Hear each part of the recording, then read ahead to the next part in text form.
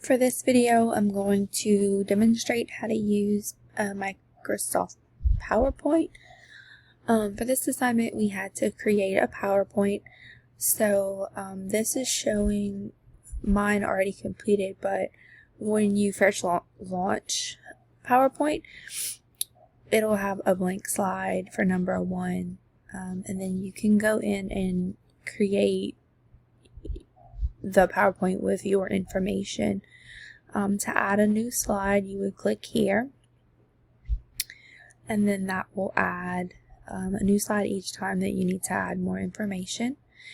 And then as you can see, up here you can edit the font and the size, the color, all of that, how you want it centered, if you want to add bullets. And then if you go to design, they have a lot of options to choose from, and then you can also, once you pick something, it'll go in and change your whole presentation.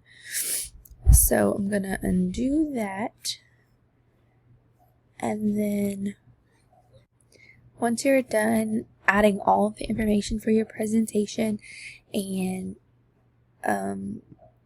designing it the way you want, making it look the way you want, adding photos and stuff like that, then your presentation is complete.